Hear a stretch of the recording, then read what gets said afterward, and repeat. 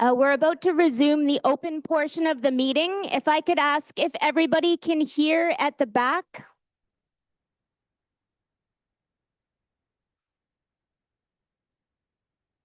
And we're just testing the sound again. Can people at the back of the room hear okay?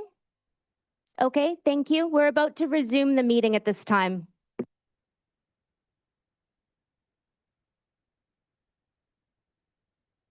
Great, thanks very much. First of all, I want to apologize to everyone. Unfortunately, we had a very urgent matter that the district had to deal with, that we had to go into closed session, so I apologize for keeping everyone waiting. So thank you for your patience. We're going to move to item 5.1 on the agenda, a delegation from the Sechelt Downtown Business Association, Teresa Logan, Teresa, sorry, if I could, really interested in it, if we could sort of limit it to 10 minutes, I'd appreciate it. Thank you. Yeah. Please. Hello, everyone. Are you able to put up just the Word doc is fine. So my name is Teresa Logan. I'm from the Sechelt Downtown Business Association. I've got a few members of my board, President Joanne, we've got Alex, and I've got Michaela, business owners here in downtown Sechelt. And I'm just here to give you the report once it's up, but I'll just kind of tell you where we're at. As you are familiar with the SDBA, we host events, we do workshops, we do beautification projects through microgrants to support our downtown businesses. We are also involved in parades and partnerships working with the Sechelt Garden Club who do beautification projects. You'll see those, the additional planters downtown.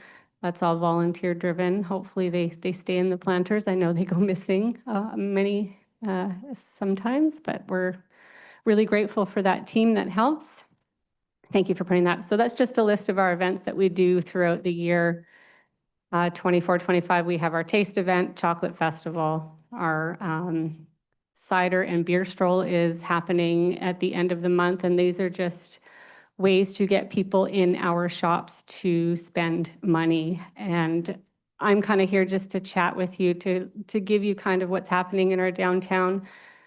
It's been an interesting year. It's been a slow start for our businesses. Many businesses had some challenging May, June months, and then it picked up for the summer, July, August season. And now we're in fall. So our businesses are, some are doing well, some are, hanging in there, but I think we've got a lot of potential for downtown. So we just need the ongoing support of the district in terms of providing funding like the CIP grant for parades and other projects. That could include the crime prevention project that we've been talking about. I don't know what next steps are for the CTTV. I don't know if that's a conversation coming soon, but we're looking for ways, of course, to continue to ensure that our businesses are safe. So we have a crime prevention through design program where we offer free audits for businesses. I took the program so we can ensure that businesses feel safe through whether it's putting cameras up, lights, cutting back bushes in the front of their businesses just to ensure they're safe. So that's another service that the SDBA myself offers.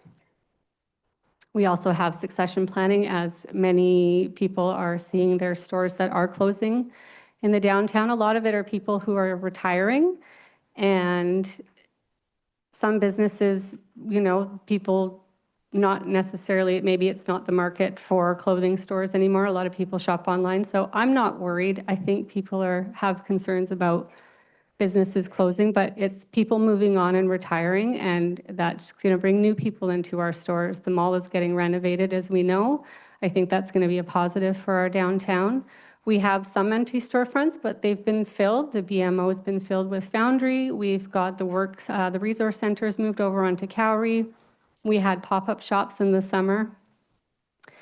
There is a building that's for sale that currently is empty and another empty storefront. So we are working towards a strategic plan to attract and retain businesses, and that would be from off-coast and on-coast. So that plan is coming. You'll start seeing that in our social media feeds, Facebook, but we will be marketing a lot of that off-coast to see if people want to come and bring their dollars and open a business here in Sechelt. Whether that's an experience, we know that we, at our AGM, which some of you attended, we talked about what our community wants to see in our downtown. A lot of it is experiences.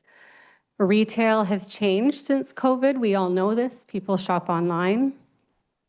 So what is it that we need in our downtown to get people to stay and play and spend money? And a lot of that could be late night coffee shops where there's music, an indoor play center. Alton, I bug him every day. Let's get a bowling alley. How can we do this? Well, you know, I think downtowns are changing, malls are changing. The fact that, again, people are purchasing differently. We need to come up with an attraction strategy in partnership, so not just the SDBA, but with the support of the District of Sechelt, whether that means incentivizing, lowering DCCs, I don't know. It's something that we need to have those discussions to get businesses to want to come and open a business here and live here. So that's one of our projects that we've been working on. I'll be quick. I'm probably running out of time here. The other, and this is just to put forward, so with the BMO, the Foundry going into the BMO, I no longer have an office. So we have put forward that we're looking for the SDBA to potentially utilize the space at Rockwood. There is one office upstairs that's available, and we're hoping that that could be an opportunity for the SDBA to have a space, perhaps share with the Chamber of Commerce. I know they were also looking for a space, and just have that ability to talk with the chamber, have discussions, have meetings, and share ideas. So that is something we're putting forward and hoping that we can have a discussion on the opportunity to rent or however that will look.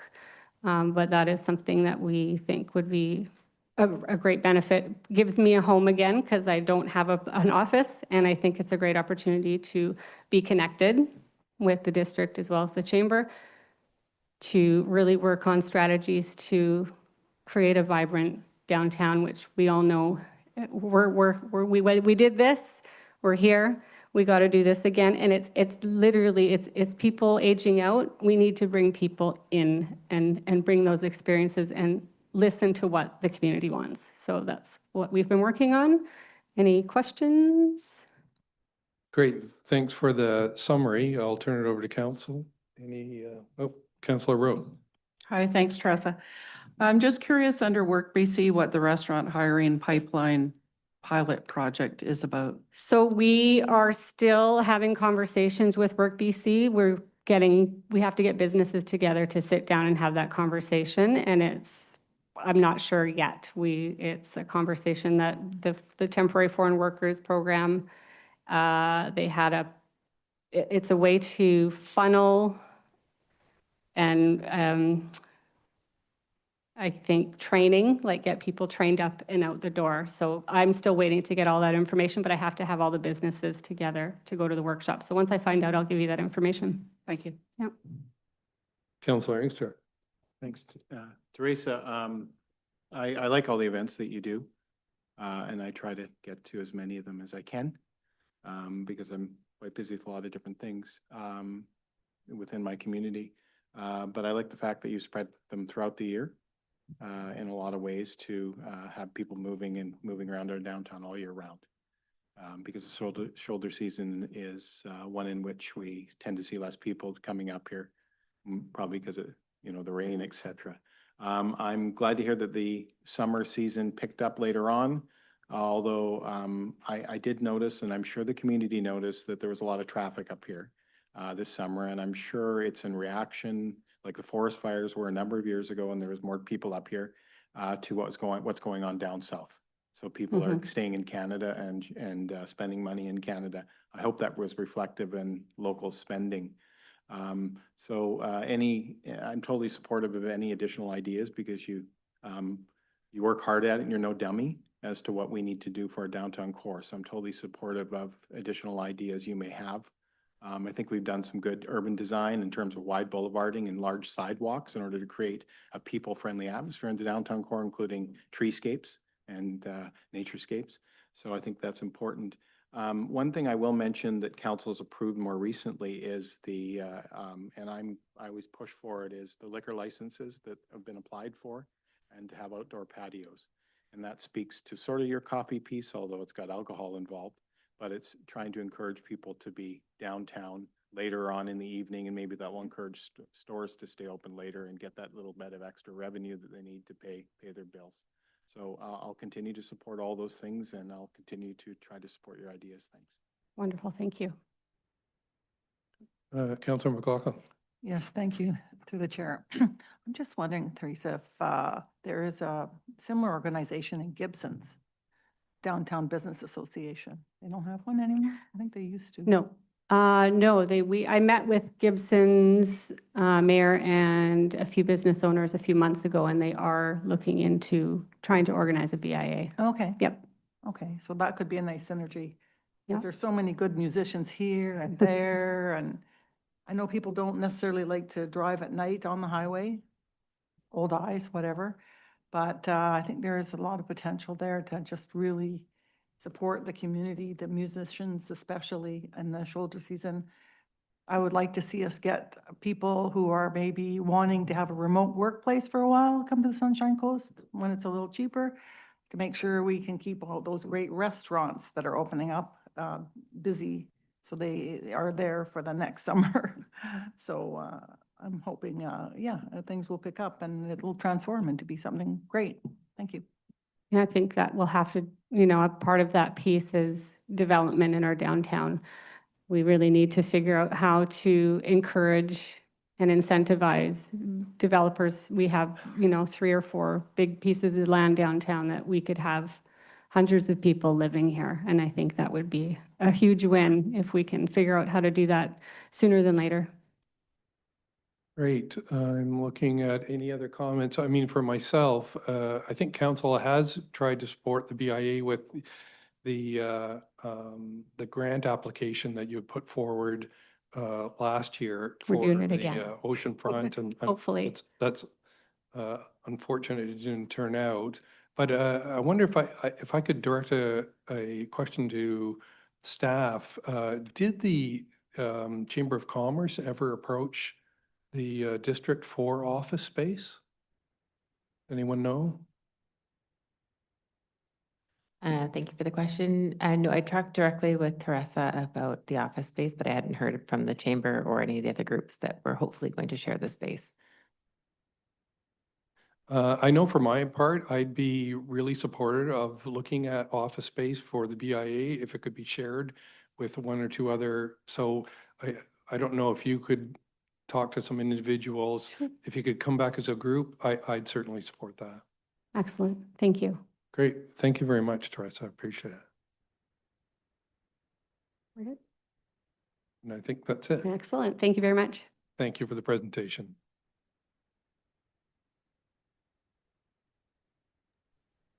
So we're going to move on. We have no business items. I'll move on to item 7.1, zoning amendment, Lot B, Bailey Road, 23 townhouses, and Director Allen. Yes, thank you, Mr. Chair. I'll be pleased to introduce this one for you. And Tyson Baker is online, should there be any questions about specifics that I'm unable to answer. So we'll share that at council's discretion. So what we have here is the introduction of a rezoning application on Bailey Road in West Sechelt. Lot B is for 25 townhouses within several buildings. And presently, the zoning for the property is R2, and the proposal is to change it from the low-density R2 to the medium-density R5. And the zoning bylaw would have some specific amendments for parking and density for this site. Now, we received this application in the spring. We've been working with the applicant on a number of areas of improvement. We sent an early referral to the Advisory Planning Commission. That is something our APC has asked for over the time. as to how can they be involved in applications earlier. I think that in this case, we had some success. We've, together with their recommendations, have made some improvements to the site plan and the design. And I'll get into that in a minute, but just taking a step back from the bigger picture, as council is well aware, we've had 2 housing needs reports from 2001 and from 2024. We've collaborated with Town of Gibson's Sunshine Coast Regional District. We're aware of the housing challenges on the Sunshine Coast across the spectrum of housing. And our housing needs report specifically refers to or recommends between 2021 and 2026, 726 new housing units within Sechelt of all types, deep affordability, apartments, single-family dwellings, suites, et cetera. So I think there's 2 things that are clear. One is that there's a lot of housing going on in Sechelt. This council, the previous council has approved a lot of housing. We see some great progress on TELUS, community services, Green Court, et cetera. But I also think that we are not yet in a position to be meeting that target. We'll provide an update before the end of the year, but we are perhaps 2/3 of the way to that target rather than almost there. So there is some work to be done across the housing spectrum. Now, in terms of the more specific, the residential designation in the OCP supports diverse housing forms, including townhouses. The FAR density amendment that we made to the OCP last year gives a target of 0.60 floor area ratio. The density table refers to that being a target and not an absolute. It's not a zoning bylaw, but it's a goal. And this one has 0.62, so it's within the target range, and therefore consistent with the official community plan. And now the units here would be between 1,100 and 1,500 square feet if it were constructed, which is 108 to 136 square meters. One building is 2 stories, the rest are 3 stories. We have decks and balconies and patios, uncovered parking on the site, screened by landscaping, as well as a community play area centrally located on the site. And so when we went through the iterations with the Advisory Planning Commission and the applicant, Building 5, which is proposed to be at the top of the property, was lowered from 3 stories to 2 stories, for impacts on adjacent property. The roof designs were modified significantly. The reorientation of balconies was included, and pathways around the site and between parking spaces, EV chargers. And even although it's only at first reading, and I'll get to that in a minute, it's showing certain things like recycling and refuse areas. It's very early for that. We don't know yet where this will go in terms of zoning. It's clear that we've heard from neighborhood concerns, and that's very obvious tonight. Council has received petition emails and letters respecting this property. So it's a dilemma for staff to put our best foot forward for council to consider, and I think that we've done a lot of work in advance of council presentation to give you a product that you can consider. Should it proceed, there'll be a lot of other criteria. This is first reading, but eventually, if it were adopted, the next step would be to go to development permit. The development permit is some of the particulars of the site development, but we look at some of that early because we don't want to get all the way to that on a property to find out some of it is not affordable or technically not possible. But a development permit and off-site improvements and on-site improvements would include the construction of the Bailey Road, road frontage, street lighting, sidewalks, defined parking areas off-site. We would need to do hydraulic flow analysis in concert with the regional district to see what the water pressures are and see if that's functional. So there are some covenants on site from an earlier development where a piece of property was subdivided off of the north and it contemplated further developments, and presumably those would need to be amended. And so there are a number of things. This is, of course, not a final decision tonight, but an introduction. And so what we have in front of you here is a bylaw for first reading with some recommendations.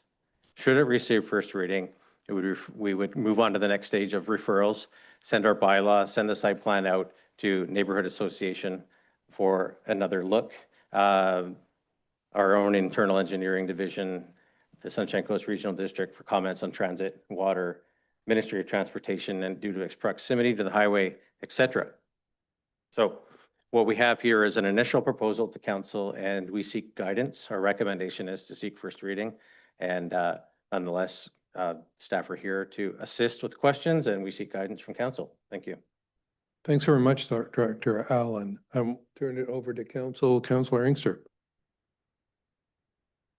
Thanks. Chair. I want to start by recognizing the work that staff put into this to react to what they saw as some community concerns and including, I will admit, my concerns, which Director Allen had to hear about for a number of months after the community spoke to me. So I'm going to recognize the understanding they put into it and the work that they're putting into trying to look at putting a plan in front of us that is approvable, that may meet the needs of housing in our community, but also trying to work with the community. I also want to recognize the consultant and the developer for stepping back a little bit when the community was a little bit uncomfortable with this, and some were really uncomfortable with it. And I was also said to the consultant that they probably needed to step back and take a closer look at that. So I just want to recognize both those groups for the work they've done to try to see if they can meet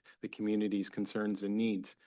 Having that been said, Chair, I'm assuming that the individuals that are present here from the community have looked at the plan presented in the document in the agenda and/or have looked at online information on this development, and they're here because they still have concerns. I'm assuming that they're not here to endorse the plan and clap for it. So that being recognized, my big concern is there a way that we can continue? There's comments also that we received from West Sechelt Association, probably in reference to the community as well, in consultation with the community, which is their role. I just want to make sure that we massage this particular plan, which is a fair amount of density in a neighborhood that has single family. We know that there's a need for more housing, but it does have a significant density in a single family neighborhood. So I would ask council to consider ways of massaging it. One of the concerns, and I'll go through you because I do have a question, Chair, is there any way we could consider and/or look at a public hearing on this particular piece of land? We've pushed through a number of other, I wouldn't say push, but we've accepted a number of other proposals with the need for housing over the last number of years. But this is one example of one where I would be more comfortable with that. Some would see as a dated process, but I see it as a consultative process. So I'm asking you through staff if that's possible. Thanks. I guess I'll turn that over to Director Allen for comment.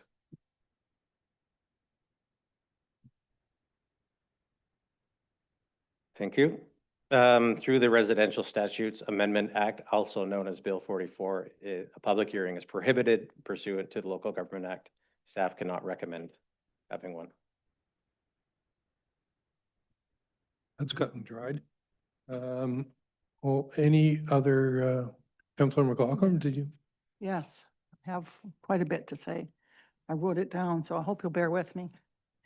I am trying to convince other councillors to reject the application. City State Consulting Group's motto is building better communities. Well, I think this part of West Sechelt, where this most dense and I think unlivable project is proposed, is one of the best, if not the best, neighborhood of Sechelt.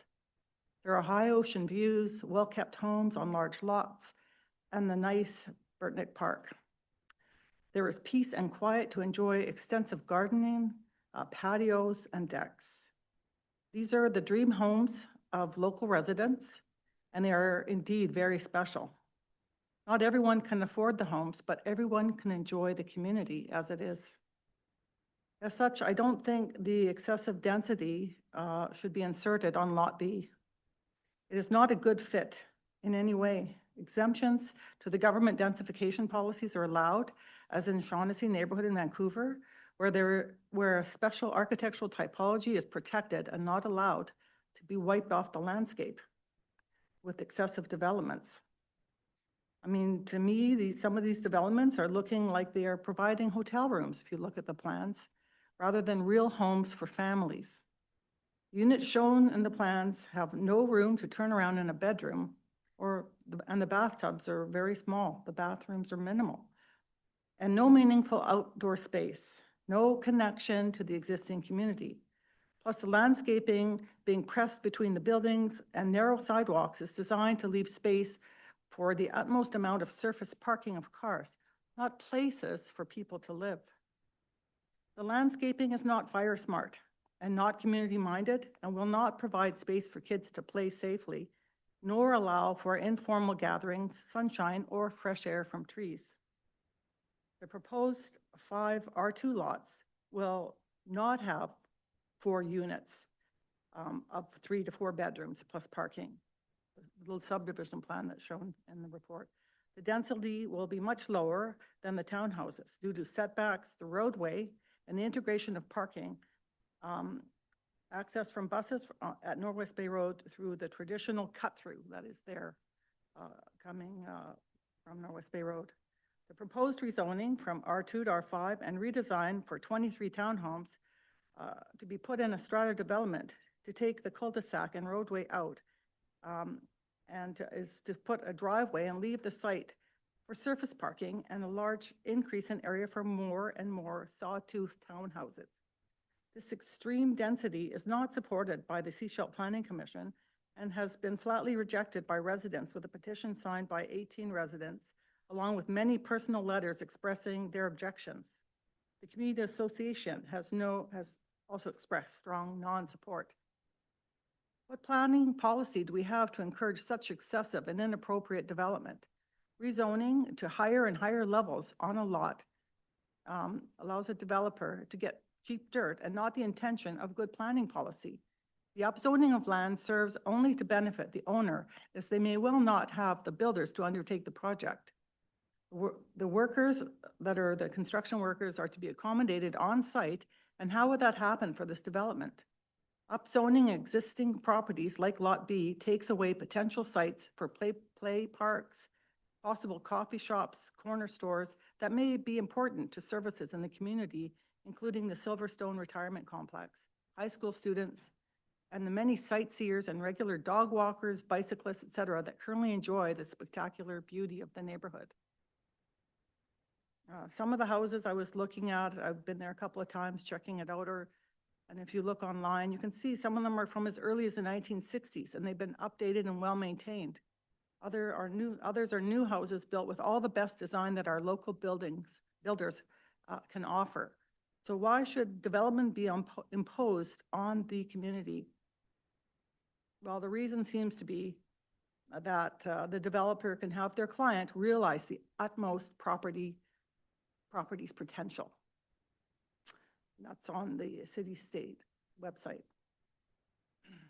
What would 2 of the suburban lots off of the Pleasant Bailey Road have been proposed as 5 small urban lots on a cul-de-sac? So that is already an upzoning to go from what would be 2 normal lots to 5. I mean, I have more comments, but I think that pretty much sums it up.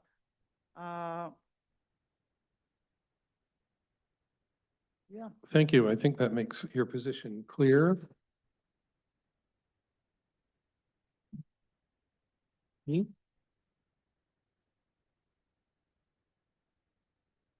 I'll just ask if our councillors and mayor offline, John Henderson and Donna Bell, any comments on this item on the agenda? Sure, thank you, Chair. First of all, it's almost 11:30 at night here in Ottawa, so I'm perhaps not as sharp as I'd like to be. I've been struggling with this, but I'm also struggling with the awareness that we need affordable housing, and that typically, in my experience, involves smaller homes. So I think we have to, as a community, accept that we're going to have smaller homes. They may not be the ones that were built 20 and 30 and 50 years ago, but they are livable. We've talked about this in other sessions, I think, as well. I am concerned, and having been away this week, I haven't looked at the detailed drawings or the plans, but with the sight lines, I suppose, over the existing properties, I did have occasion to talk to some of the residents, and that was a concern they expressed. So perhaps that is a question that could be addressed. But I think, at this point, we have the recommendation of staff. We have the edicts from the province, which are challenging for us to deal with. And as first reading, I think that I'm not hearing things enough to say no to this. And at this point, for that reason, I suppose I'd be prepared to move the recommendations for first reading in the report. Okay, thank you very much, Mayor Henderson. Is there a seconder for that motion? Councillor Rowe. Well, I'll second it to put it on the table. I had some comments, but you can put it on the table. So we have a seconder, and please go ahead. Okay. So I'm 7 years in to my 8-year sentence. And I count on one hand how many times I've objected to housing on the Sunshine Coast. So this is not a comfortable spot for me intrinsically. I live and work in an environment where that's been our biggest problem in attracting healthcare and keeping healthcare. So it's close to my heart. However, I haven't from the very beginning loved this project. My essential concerns around it are, it just feels like it's plopped smack in the middle of single-family neighborhood. Now, I know we've done other projects on the go where they are also in a neighborhood with single-family homes, but they're generally on their own piece of property, somewhat separated from those single-family homes. These feel like they've been plopped in the middle. I've hung out at that site a few times because I'm trying to talk myself out of feeling the way I'm feeling. But one of my main concerns is the parking.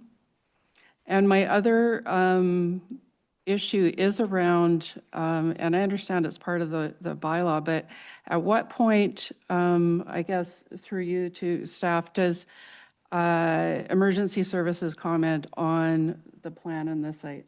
That was the question I had. Director Allen. Yes, thank you. Should the bylaw receive first reading, we certainly send it to Seashell Fire. We would also send it to them once again when we have a development permit, and then they're also part of the building permit. So the Seashell Fire is involved throughout. The length of the cul-de-sac meets the standards requirements within our development bylaw 430. So we would, if it didn't, we would have issues from that from the get-go. So that's just some facts, but certainly Seashell Fire is a regular participant in review of development. Great, thanks. Thank you. Councillor Toth. Thank you, Chair. I've been struggling with this one too. I do like the form and character of the buildings generally. I am appreciative of the need for additional density. This particular lot, with a quick connection to Norwest Bay Road, I think would benefit from some density above and beyond just a couple of single-family homes. But I think that this is, I'm struggling to wrap my head around this much density jammed into this technical of a lot. Like if it was a corner lot or a square lot, like something that made sense. But this is a parcel that's the remainder from cleaving off a bunch of single-family homes over, various decades. And I think to try and jam this in is just a little bit too much. I mean, if you look at the drawing on page 28 of our agenda package, is building 5 even 2.5 meters from the neighboring homes? Like they can pass each other things out the window, it feels like. And so I am supportive of there being more than just, you know, a couple of single family homes on this parcel, but I feel like this is too much. And I was coming at it initially from the perspective of the FAR. You know, we did make amendments to our bylaws to allow for the 0.6 FAR. You know, this is 0.62. You can quibble over whether that extra 0.2 matters or not. But I think when you're dealing with a constrained lot, I think there needs to be a little more sensibility into it. And so I'm not going to support moving it forward as it is, but I would like to refer it to the APC again because I don't think they've seen this iteration. Well, I think the changes have come in response to their comments, but I don't think they've seen this version. And maybe that's a clarification for staff. Thanks. Yeah, thanks. If I could just ask Director Allen if that's true, if they've seen, the APC has seen this last iteration of the plan. Thanks.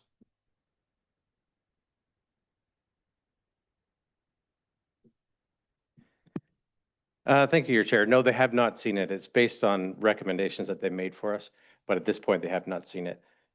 Whether it gets first reading or not, a next step would be to go back to APC, absolutely. I mean, pardon me. If it gets first reading, definitely. If it does not get first reading, that's up to council to decide how to direct us next. That's great. Thank you. Anyone else with comments? I mean, sorry, Councillor Bell? Yes, thank you, Chair. Through the chair, I mean, I agree with it certainly, and I just want to highlight some of the points as well that I have heard from the other councillors. I think as councillors, we're in a really difficult situation in terms of the needs of the community and our housing availability, affordability, the stock that we have, all of those things. And being pressured by the province is one thing, but it has a big role to play in terms of future funding opportunities, whether we like it or not. That is got to be something we consider. Now, also the other thing with this piece of property, it is just in a situation or in a position where it is so close to transit. It is an ideal situation for more housing. Now, I want to go back to supporting what Councillor Toss said. I think it's too much in the space that is available to build this. So I would like this to go back to the committee to have a look at this again and see what their comments are. There's a lot of expertise in that committee, so I'd like to hear what their next comments are with this rendition. Thank you. All right, thanks, Councillor Bell. Councillor Inkster. If you were going to add any comments, Chair, on this at the end of this, I'm very happy to see the group in this room not comfortable with this plan. I know that they're probably heard from the community and are recognizing the number of people in this room that probably don't come to meetings to express their uncomfortability with the plan in front of us. So I'm looking forward to the vote to say no so that we can at least send this back to the APC and even the community for further comment. Thanks. Great. Thank you, Councillor Inkster. You know what, I'm going to call see if anyone's willing to move the recommendations on page 7. It's on the floor. So I'll call a vote. Everyone in favor of those recommendations? Your hand, and I see one, Mayor Henderson. Everyone against? It's the rest of council. So that motion's defeated, that recommendation's defeated. Councillor Toth. Thank you, Chair. I guess, you know, a subsequent motion would be to refer this proposal to the APC, highlighting concerns around total unit count and clearances to adjacent properties. I have a seconder, Councillor Inkster. Any other discussion on that? Being none, sorry, Councillor Aye. McLaughlin. I feel we should just reject it and not have staff work on it anymore. And it doesn't mean that it can't come forward later with a new design and quite a dramatic new design that really takes into account the transportation accommodation, the ability to perhaps have a decent little piece of park, at least for children, and maybe even a little shop for coffee or something, or ice cream, or a park where we can put a food truck or something. Just something, because there are a lot of people in the community. They walk their dogs. I go there for walks. High school students do go through there. It's a wonderful location. But I would like to see it really quite redesigned. And yes, I don't expect 2 houses to go on there. But I also don't think that if there's 5 little tiny lots, that we're going to stick 4 units in each of those 5 lots and say, oh, there's going to be 20 houses there anyway. Why not allow 24? I just don't buy it. And so I think it's worth rejecting. And I did go through the minutes of the APC, and I really feel there is a huge discrepancy. So I don't even think that they can amend this and help. It's too far off. Thanks. Okay, thanks for that. Sorry, let us just, if we could call a vote on Councillor Toss' motion, I would appreciate it. Does anyone need to hear it again? Councillor Inkster. Yeah, just, I think there's some misunderstanding. I'm okay with this going back to the APC, and I've been listening to the community. Why wouldn't we want to hear from our APC and maybe community members as to how this lot would look in the end, how they'd like it to look? I don't support commercial activities on that lot or food truck, as has been mentioned. So why not let it go back to the APC and the community to take a bite out of it and maybe come to a solution as to what works on an empty lot in West Sechelt, to see what works for the community in that area. I'm going to support it. What's wrong with consulting with the community in the APC? Thanks. Yeah, sorry, I think for my part, I think you've mentioned that initially, your first comment was, could the development be massaged yet again? And this is what I think it's going to turn out to be. So I'm going to support it. Sorry, Mayor Henderson. Thank you, Chair. Yeah, I mean, I moved for first reading because I think we're in a position now, which I think we have been in the past, that we're sort of kicking this tough decision down the road. And as Director Allen had said, with first reading, it would go to the APC anyways. So we have voted to not give it first reading. So I'm going to support going to the APC, but I fear that we're at risk of being in a loop where we say, APC, have a look at it. They come back and they give us something, and we're back in a cycle, and it will take a lot of time. And by the end, well, we won't have the housing that we need in Sechelt. So I will support it, but I think we've really got to be, if we can give guidance to staff and even the APC on what it is that we're asking them to look at, I would welcome that. Okay, thank you. Does anyone need the motion read over again? Sorry, Councillor McLaughlin. Thank you. Just some comments on the amount of proposed developments we have and the number of units. Even when we did our FAR discussion, we counted over 1,000 units have been approved. So we are meeting anyone's hopes and dreams of what the targets are. We're not short at all. Now, where we are short is, and it's a problem a lot of them have in terms of other municipalities, is things are not getting built. But there's nothing much we can do about that. I don't think we're helping the case by upzoning and producing more lots, because every time we do that, we're then tying our hands for that lot in the future, and upgrading the value of that lot, even though nothing has gone on it, by upzoning it.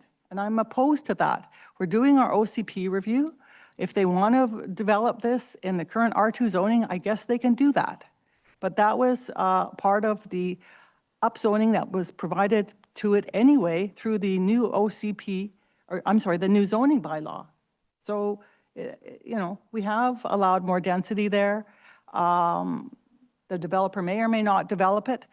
It's just not the right time, I think, to keep working on this when we have so many other projects to work on and things to do. And we're worried about staff. Stop wasting staff's time and just let it go. You can always bring it back later. It's not going anywhere. Land doesn't walk away. So thank you. Okay, thanks for that. Please, let us please get through this.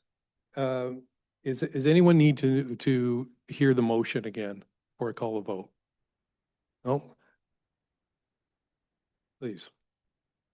So it's that the application be referred back to the Advisory Planning Commission, highlighting concerns around unit count and proximity to other units, if I heard you correctly, Councillor. Adjacent properties. Thank you. Hey, all in favor? Any opposed? Councillor McLaughlin opposed. Thank you very much.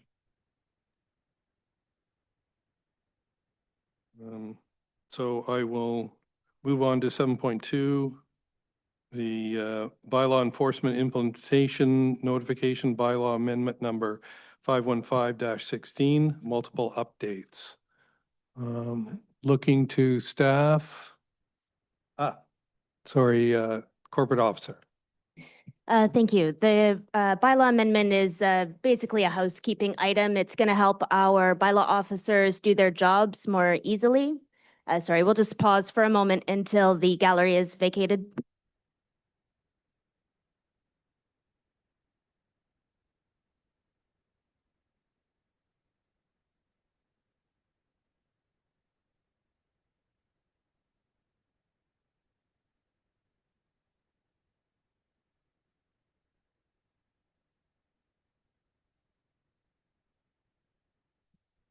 My apologies, Chair. These are primarily housekeeping amendments, and there is a list of the specific changes that are being made on page 56, or sorry, 57 of our agenda. Great, thank you for that. Does council have any questions on this? And this is for first, second, and third reading if council wishes. Mayor Henderson. So moved. Seconder? I'll second. Councillor Rowe seconded.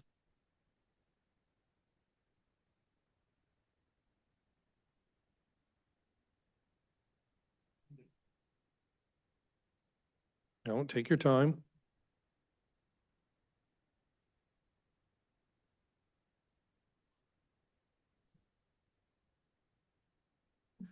Thank you, Chair. On page 62 of our agenda package, 1, 2, 3, 4, fifth one from the bottom of the list, business license not prescribed by license inspector.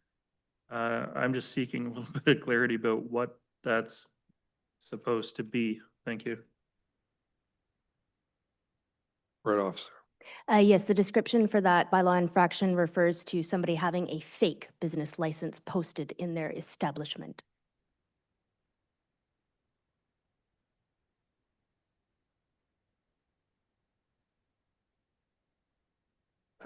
All right, with that clarification, I will call a vote on the recommendation on page 56. All in favor? And that's unanimous. Thank you.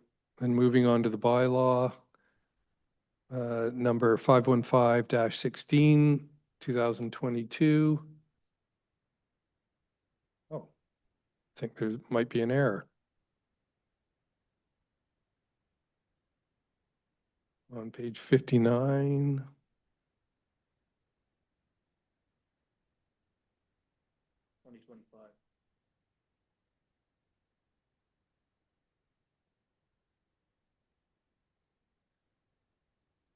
At the top. Right at the top. Okay, great. With that typo, so the vote would be for first, second, and third reading. Seconded by Councillor Rowe. All in favor? That's unanimous. Thank you. On to page 65 and request for a decision on RFD 2026 permissive, the 2027 permissive property tax exemption bylaw. Director. Yeah, Bev Smith is online and she'll give you the report. Director Smith. Thank you, and good evening, Council. This is just a sort of a brief summary of the report and some of the changes for 2026. So before you is a report that introduces the 2026 and 2027 permissive property tax exemption bylaw for 3 readings. Included in the bylaw for the next 2 years are 51 applicants, of which 50 of the same applicants from prior years. So the new applicant this year is the Sunshine Coast Community Services Society, who have temporary office space they're renting while their building on Inlet Avenue is under construction. 2026 is the first year that staff will be implementing the new permissive tax exemption policy that was presented to council last year. And so the impact of that is the new policy states that the total value of permissive tax exemption approved for the following year must not exceed 4.7% of the current year's total budgeted property tax requisition. For 2026, the total estimated permissive property tax exemption for the 51 applicants was below the total allowable 4.7%. So therefore, all applications will be getting full exemption except for the Royal Canadian Legion, who remains exempt at a rate of 50%. So there is a calculation under the financial implications section of this report, which is on page 68 of the agenda, if you want to take a look at that. You can see from that calculation that the total estimated permissive property tax exemption was just under the total allowable amount of $734,825, and that's for 2026. So we expect this calculation will exceed annual limits within the next couple of years. So what that means, each year we'll calculate the threshold based on the most up-to-date assessed values and the total budgeted property tax requisition amount for that year. So once estimated permissive property tax exceeds the 4.7% threshold, we'll reduce all the applicant properties to the same distribution. So for example, if we calculate total allowable exemption for 2027 to 95%, then each property will only receive 95% exemption, with the exception of the Canadian Legion, who currently receives 50%.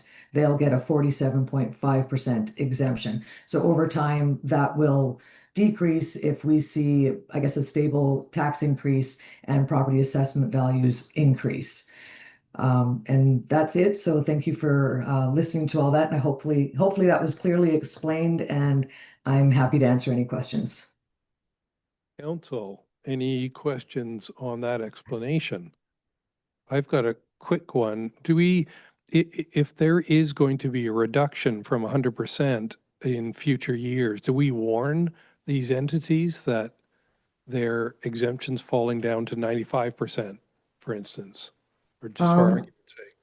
Yeah, thank you for the question. I mean, we could, it's not something that's in the bylaw, or sorry, not that's in the policy, but we could send out a letter. It does add a little extra administrative work, but for sure we could, especially the first few years, just so that they're aware that this is occurring. So yes, we could communicate that out. Yeah, I think that might be something I do. Yeah. Councillor Toth. Mayor Henderson. No, go ahead. I'm just going to support you. Thank you.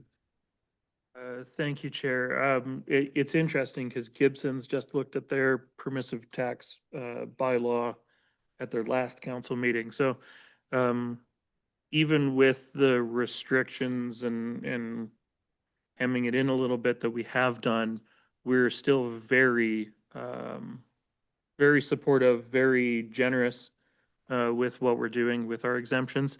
A lot of groups in Gibson's went to 0% exemption.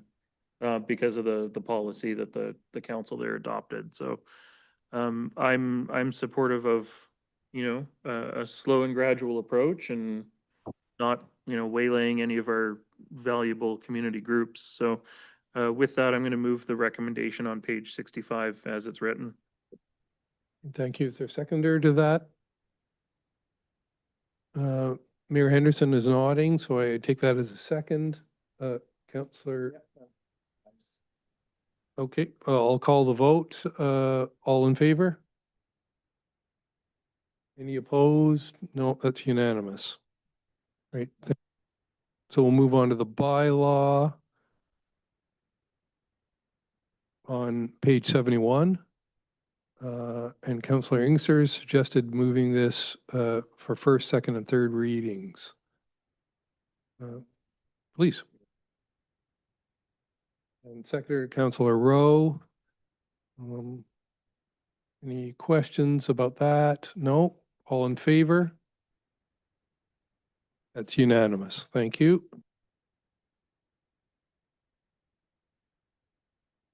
We'll move on to minutes of the minutes of a regular council meeting, September 3rd.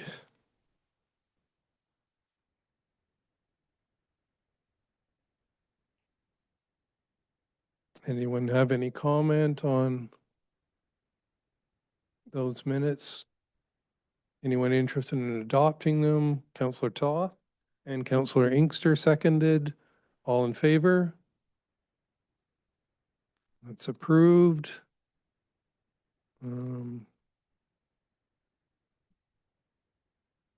Any business arising? Looking staff, I see none.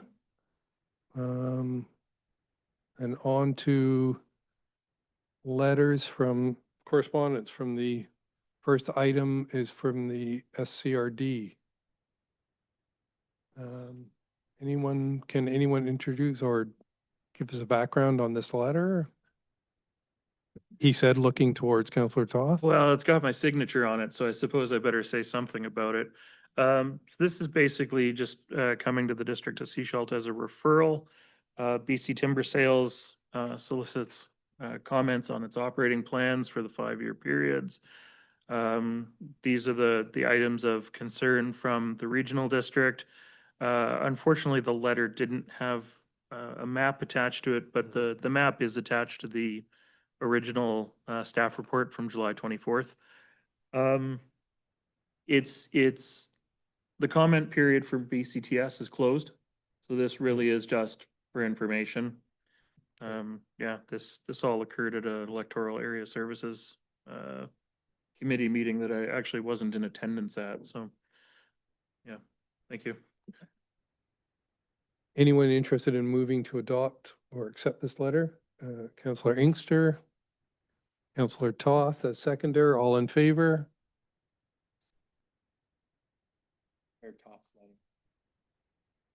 That's adopted or accepted. And item 10.1, staff SCRD staff report request for decision. Is this the response to? That was all. Okay.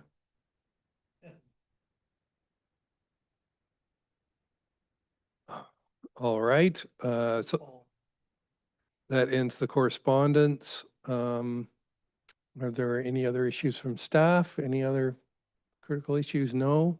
Then I'll move to adjourn. Council reports? Council reports.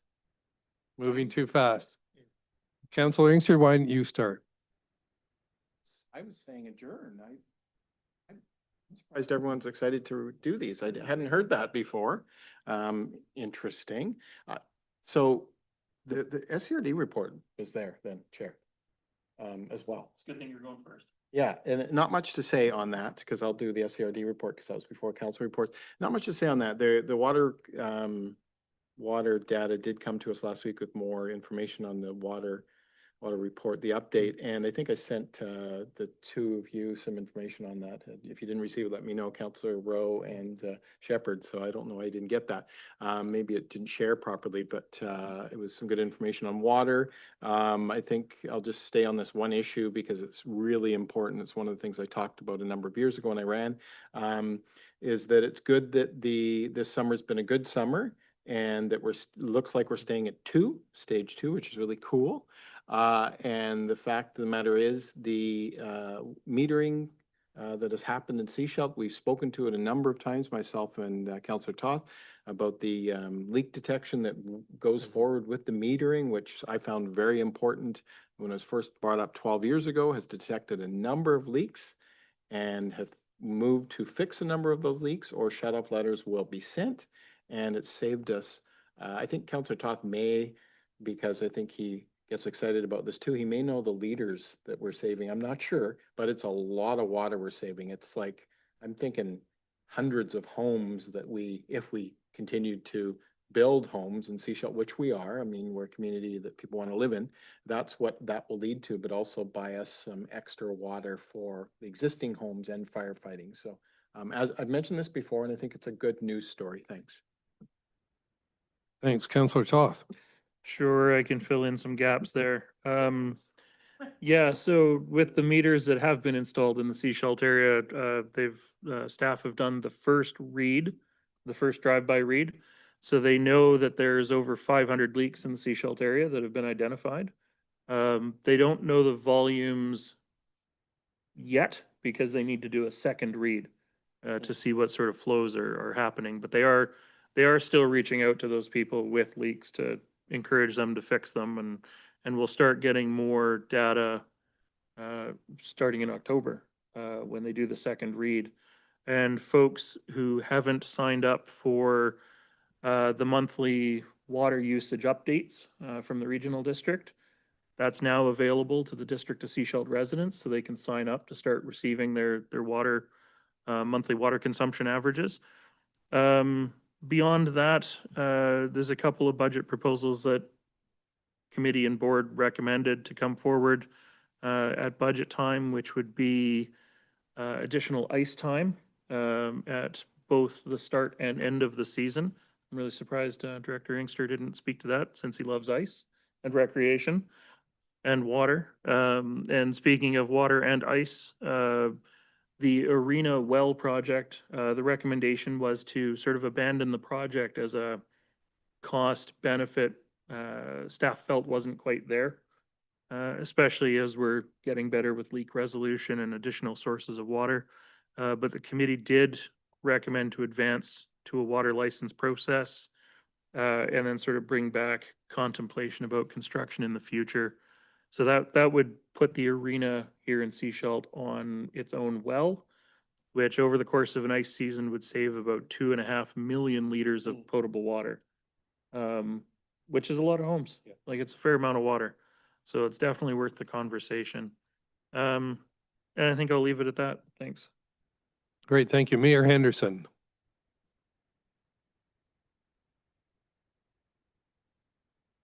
Thank you.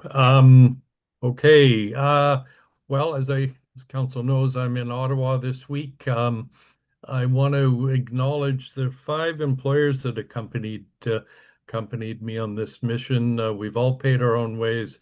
It is those 5 people represent or are owners of 8 companies, and they are representing a much bigger group of people, all of whom have some really important people in our community who we're calling international workers under the Temporary Foreign Worker Program.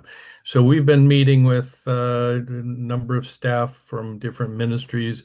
I appreciate the help of MP Patrick Weiler and his chief of staff in arranging these things. It's a crazy week in Ottawa with the first week of the House sitting and a number of visitors. I even bumped into Premier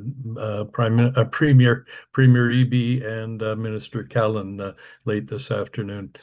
I think I don't want to go on at length. I'll have more to say after this, after we're finished this and next week. But we're just pointing out how important these people are to the coast. We're kind of focused on a tagline, I guess you'd say, of that one size does not fit all for immigration. And we're not unusual. A lot of rural communities are facing similar situations, But to think that anything would apply to a community in northern BC and Metro Vancouver, it's be very unusual if we could find that.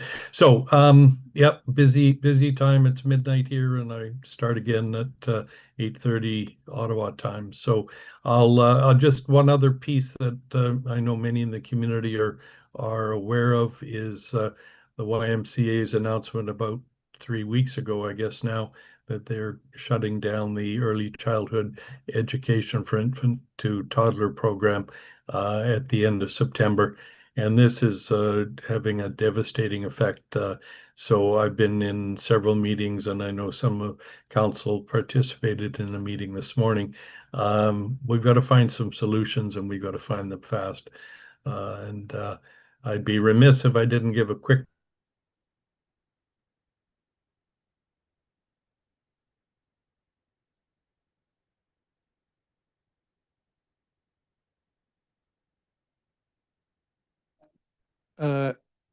Councillor Bell, I think we've had a technical glitch with the mayor. Do you want to give a report on your doings this week? Yeah, thanks, Chair. Just a quick one on the barbecue that was held on September 16th at High Tide, which is the supportive housing unit, and near the encampment. We had a great barbecue. We had people from the community attend and volunteers, and also it was just a great opportunity to try and build some relationships and I guess really see people as they are, as human beings. And I thought it was very heartfelt, and it was nice to see the people that were in the encampment sitting there and talking to people. And I appreciated that they welcomed people that did come to the barbecue. So thank you. It was a thank you to Mandy Hardwick from Rain City. She's the executive director for High Tide and the emergency shelter. And I want to thank her and her team for putting this on. Thank you. That's great. Thank you. Mayor Henderson, do you want to finish off? Or did you muted? Muted. Can't hear. Can you hear me now? Yes. Yeah. Okay, thank you. I think whatever happened here, I was just giving a quick plug.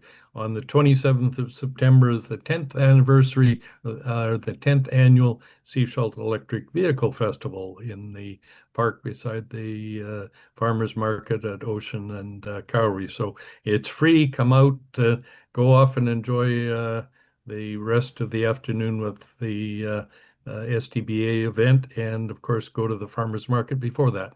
So spend your day in downtown Seashalt. Thank you. Great, thank you.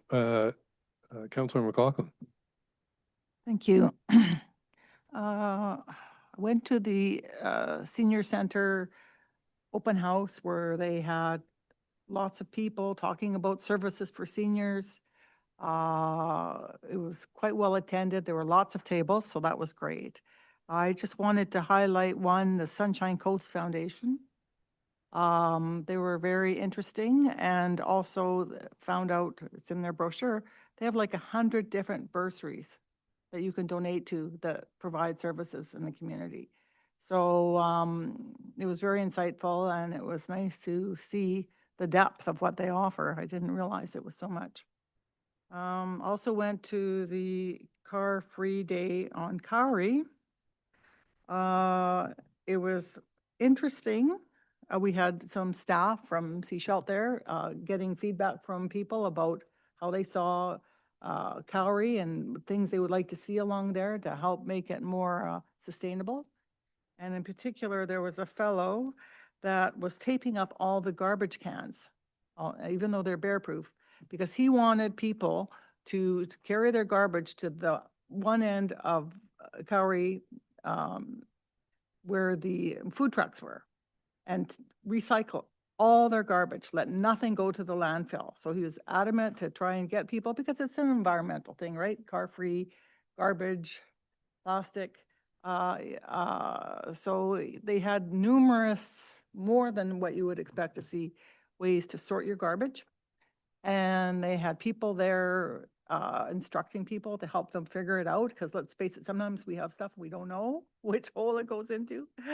But it just highlighted the need, I think, at these events to have a garbage system where we can really, truly recycle and compost everything so that we do not have to put anything in the landfill. So I thought that was quite interesting, and maybe it's something we can have a grant for the down SDBA to formalize that a little bit, because I think people appreciate it, every effort you make to help, you know, protect the environment and reduce garbage waste. What else have I got? Well, those are the main things. I had a question about the SCRD minutes for their committee of the whole. Do they have minutes? I was looking for them online. I couldn't find them. And I thought, well, maybe they don't have minutes. The process for the regional district is that any of the committees, Mhm. their minutes go as recommendations to the board where they're adopted as recommendations. And so there should be minutes for the meeting. But the recommendations are not enacted until they've been voted on at the board level.